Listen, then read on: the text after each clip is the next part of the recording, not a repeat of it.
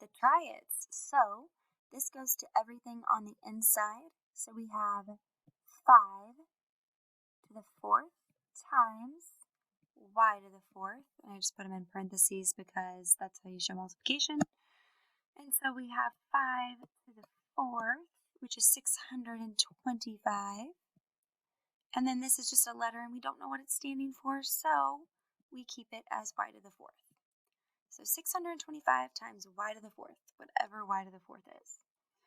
So again, we're going to bring those through. So we have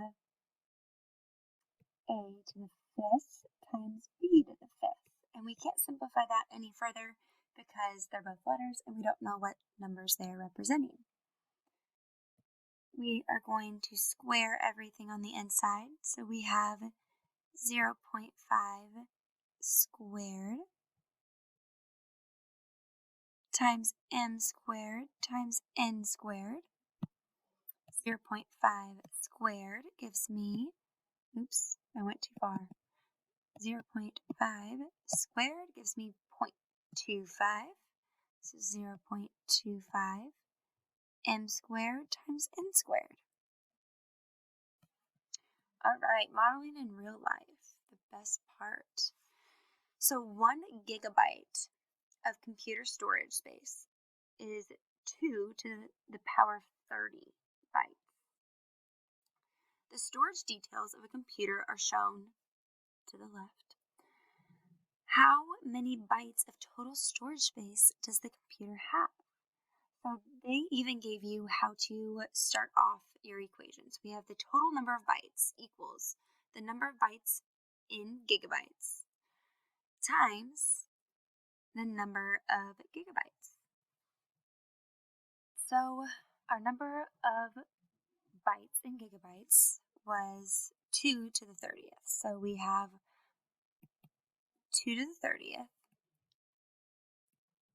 times our total, or our number of gigabytes. And our number of gigabytes was 64.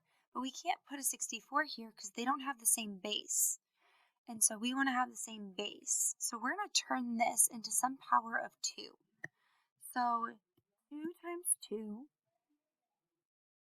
times 2 times 2 gives me 16.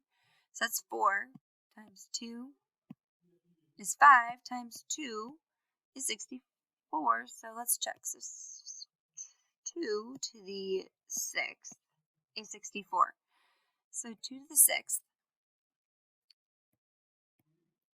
And that gives me 2 as my base. So now I can use my rule.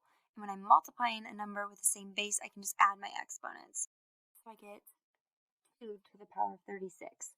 And 2 to the power of 36 is going to be way too large. So we are just going to keep it like that. And that's your answer.